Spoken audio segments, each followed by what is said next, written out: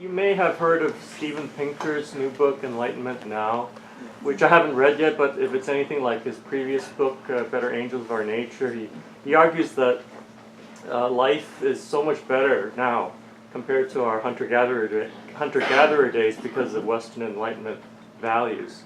And we just need more Western Enlightenment. I find that whole attitude kind of insufferably Eurocentric and anthropocentric, and I suspect you do too. But I think he's going to sell a lot more books than you do. It's a message that the powerful and the rich want to hear.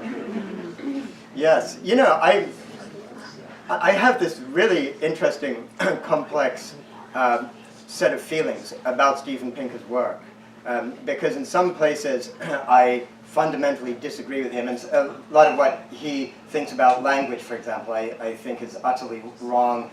He talks about the language instinct, I talk about the patterning instinct, and we have very different ways of looking at things. And yet, when I read The Better Angels of Our Nature, and it's this really deep, it's this 800-page book, goes into really deep analysis as to saying that actually there has been moral evolution among humanity. And I think that there is a lot to take from that.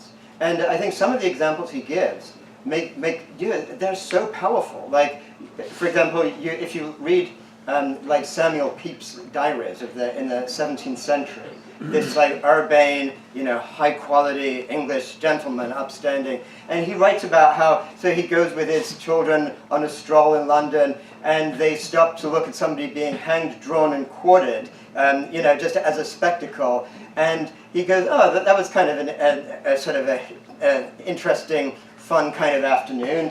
There was absolutely no sense of this moral outrage that all of us would be just completely so outraged by.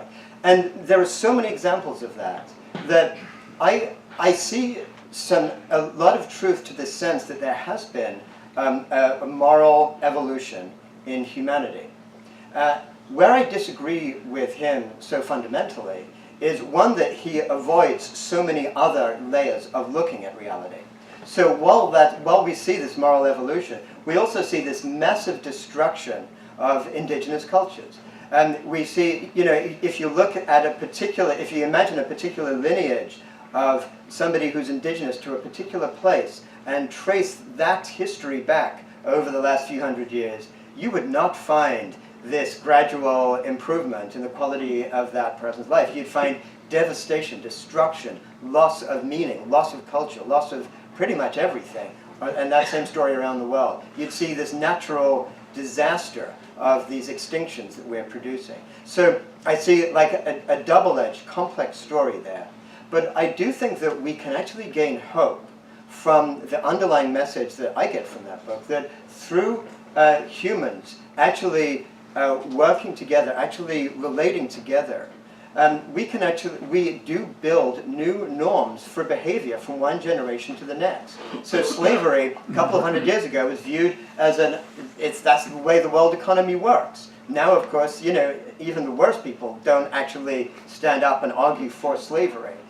Similarly, we see so many things. Women's suffrage. 100 years ago, it was this brand new radical idea. Now it's like it's just ridiculous to even imagine a society that's not obviously part of. And we keep seeing these things. We see that in same-sex marriage.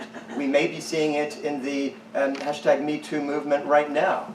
And that's what gives me hope. This recognition that through sharing our ideas, we can actually evolve culture so that the new norms that new generations grow up with can actually be different. So the next generation can grow up maybe saying, we're not accepting this bullshit transnational owned global capitalism. We're not accepting this consumerism. We are looking for a different way of connecting with people. And we see that around us, in the cities around us. We see so many young people just saying, no, I'm not buying into that. I'm doing life in a different kind of way. So while I so disagree with him on one place, but I do get hope from that kind of perspective on another.